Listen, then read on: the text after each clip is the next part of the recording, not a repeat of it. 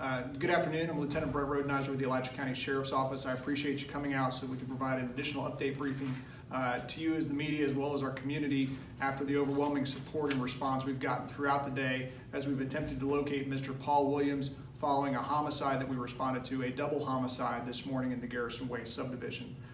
As we put out earlier on today, just after 8 o'clock, we received a request for a well-being check on the residents of a home in Garrison Way, specifically initially for a Miss Leslie, or she's also known as Leslie Williams. She's a 57-year-old female who worked at the Stephen Foster Elementary School.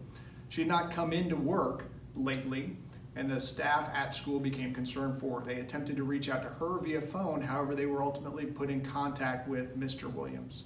Mr. Williams made a statement to the school personnel in sum and substance generally that you need to go check on her, and then he in essence hung up the phone. The school resource deputy, one of our partners at the Gainesville Police Department, notified the sheriff's office because of where the home was. Deputies responded to that home, and when they went into the home, they found two individuals deceased inside.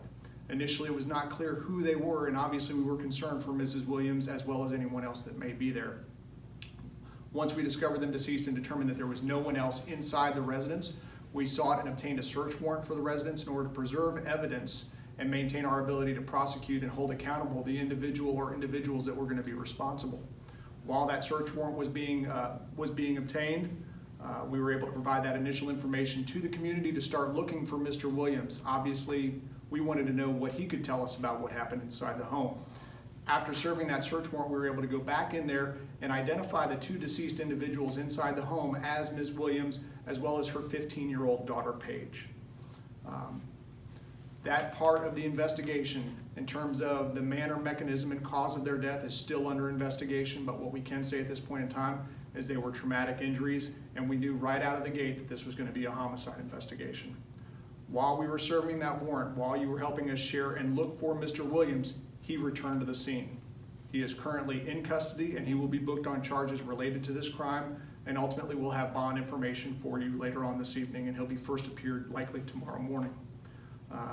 There are not many more significant details that we can share because we still have a vested interest in developing the best case that we can for Mrs. Williams and her daughter, and preserving as much evidence and ability to make the best case that we can at this time. What I'm going to do now is I'll be followed by Lieutenant Brandon Kuttner, our CID supervisor that's been quarterbacking this entire investigation all day, and he'll be happy to answer any questions or cover anything else that I left out. Sir?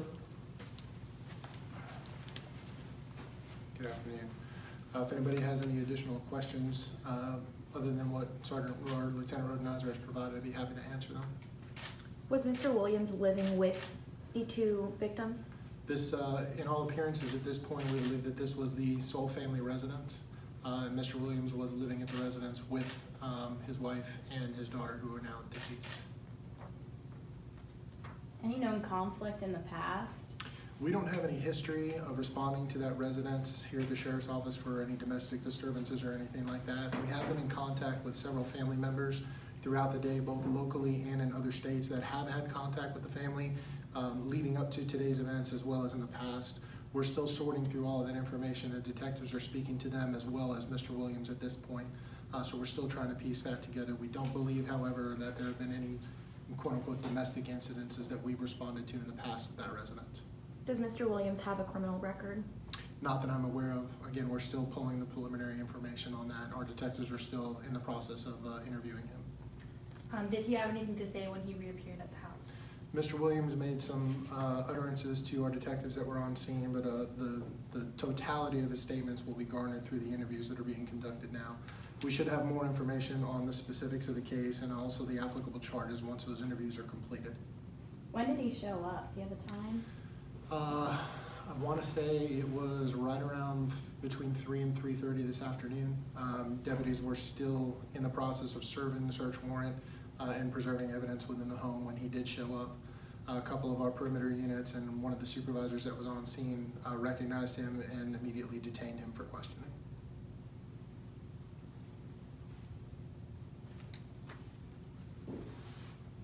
Does the Garrison Way subdivision have a history of things happening that are around this sort of matter? Typically, that area of the Tower Road corridor is relatively quiet with regard to criminal activity. I don't believe that we've had anything of this nature happen in that subdivision or in the neighboring subdivision, so this was a little bit out of the ordinary for that neighborhood. It says the manner of death was traumatic. Any more that you can elaborate on that? It was obvious, as Lieutenant Rodenheiser said, that both victims, once we entered the home, were victims of a homicide. At this point, we're fairly certain that their wounds are consistent with stabbing. We don't know the extent of those injuries. The medical examiner is still conducting their investigation along with our forensics unit. But at this point, we're looking at the mechanism of injury as being a stabbing type injury. Are you able to release what school Paige Williams, the 15-year-old victim, was going to? Yes, I believe that she was a student at Buchholz High School. The school board has been made aware, as well as of Mrs. Williams. I believe she was a media aide at Stephen Foster Elementary School. Anything with regard to the school as far as questioning about the students or how the school is handling that can be directed to Ms. Jackie Johnson at the school board. She'll be more than happy to answer those questions.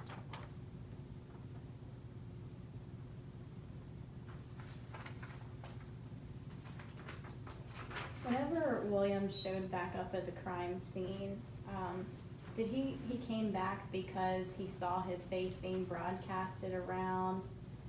We can't determine what drove him to return to the scene. What we can say is that ever since we responded early this morning, through your assistance as well as our other media partners, we did put out information to our law enforcement partners and our media partners throughout the state. We have been actively looking for him since our initial response this morning.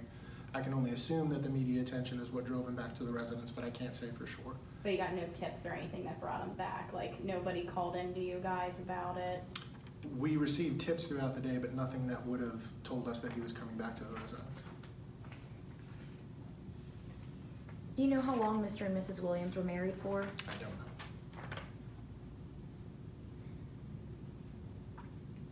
know. I can speak to time and a couple other things. Do you guys have anything else that, because I know he's decisively engaged, or I want to make sure that you get to do the things that you need to do.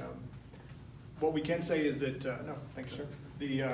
It looks like he came back just before 2:40 this afternoon, back to the Garrison Way subdivision, to answer, I can't remember whose question it was though, too, about the community. We talked to several neighbors while we were out there as well.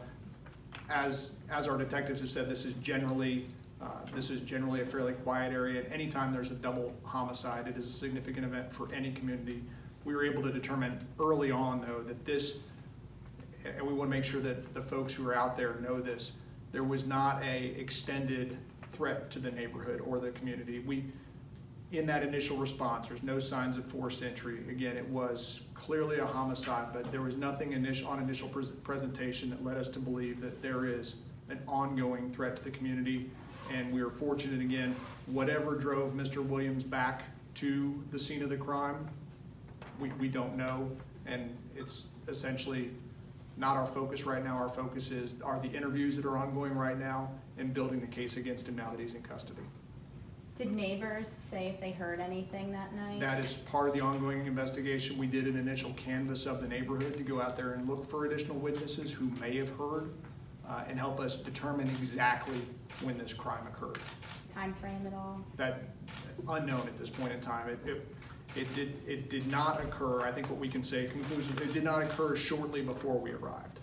One of our viewers is asking if Mr. Williams showed any emotions when he came back. I can't speak to his emotions. I wasn't there. And again, what's important right now is that he is being questioned regarding his involvement. And we look forward to being able to share what information that those interviews develop as the case progresses. Yes, sir. Stabbing. Do we know what the weapon was? I'm pretty sure we can definitely say we don't know. That's I did want to speak to that too. It's the wounds are consistent with a stabbing type action, but again, it will be the work of both our detectives and the medical examiner that help us figure out what exact weapon or weapons or instruments were used to cause those fatal wounds. So nothing's been found. I can't speak to that at this point in time. Is he being cooperative? Again, I know that he is with detectives right now. If there are no other questions, again, we will send out any additional updates that we have them All of you will also have in that initial release, you'll have some digital photos that we've been able to find through their online presence of both Leslie and Paige Williams. So those are all in the public domain. If you find anything else, again, the things that we are sharing are photos of the way that we and the family want to remember them. They're photos of both mother and daughter in life. Okay. Anything else? If not, will be available for anything off camera to follow up or add on. Thank you very much. Thank you. Guys.